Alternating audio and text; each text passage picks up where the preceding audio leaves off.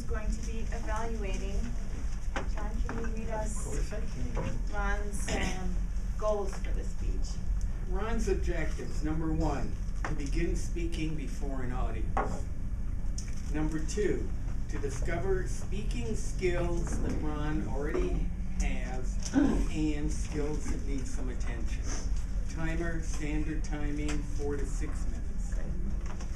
The name of Ron's icebreaker speech is Enjoying the Journey. Ron Schmitt, Enjoying the Journey. Enjoying the Journey, Ron.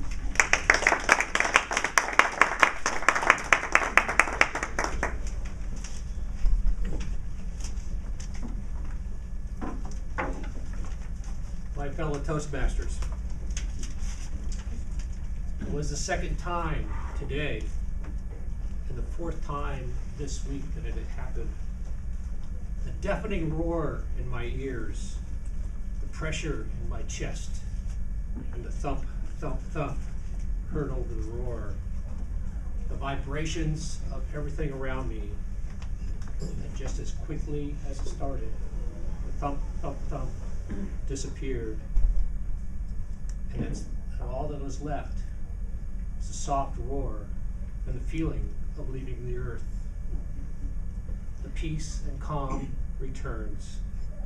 For the second time today, I've experienced a successful takeoff of one of the many airports around the world.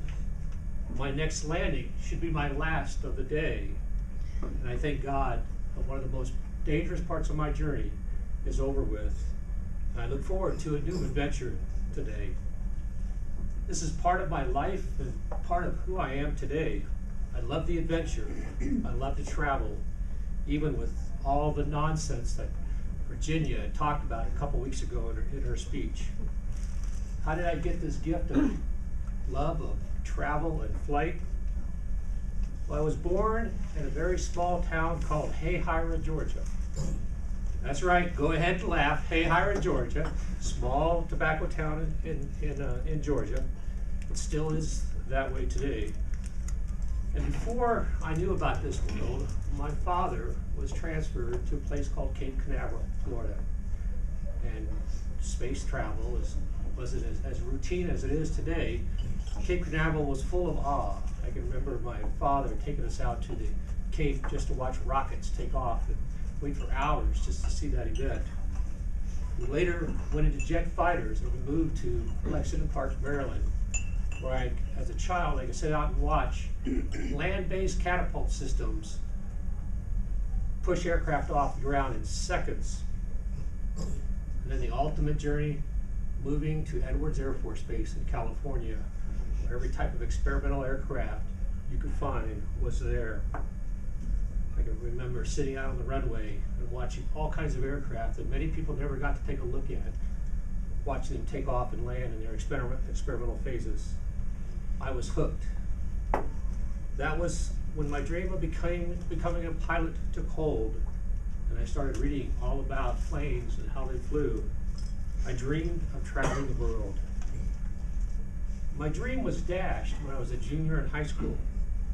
One day my father came to me and said, "Son, I don't think you're going to be able to make a pilot."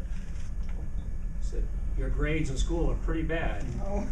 And besides, you're now 6'5", and at that time there's not a military aircraft that you can fly." So I did what I thought was the next best thing. I studied business and construction and became a contractor. Not a very exciting life, but it was a good life. The construction business was good to me, allowed me to live in 3 different states, California, Nevada, and Texas. I've got to work with a lot of good people. 2 of our Toastmasters, Lee and Jerry's not here today. I've had the pleasure of working with. Being in the construction business has allowed me to raise 2 wonderful children, both married, and both children live within just about a mile of my house right now, until next weekend, that is. And I have a very wonderful, beautiful granddaughter. They have blessed me in my life. After life's great responsibility of raising children, I decided to return to my dream. And I started to studying to become a private pilot. Several months and several $1,000s later, my dream was again busted. A government agency called the FAA grounded me for medical reasons. That is when I started to study the travel industry, the airline industry, hotels and car rentals. Not on learning how to fly as a pilot, but learning how to fly and travel as a passenger. Not only how to travel, but to be able to travel on the cheap. I've spent the last 5 years flying to places like Romania, Amsterdam, New Zealand, Italy. And I've learned a lot about my life, about leadership, and about politics through these travels. For the last 10 years, I've been a city councilman for the city of Sparks. I have tried to serve each and every citizen in our community, and believe me, it's a very tough job, but every decision you make is going to piss off 49% of the people out there. My experiences of moving and around the country, growing up, and then traveling the world has taught me how much I love my home of Sparks, Nevada, how much I love this great country of ours. I would tell you more about my travels on the cheap, but you'll have to wait till next time.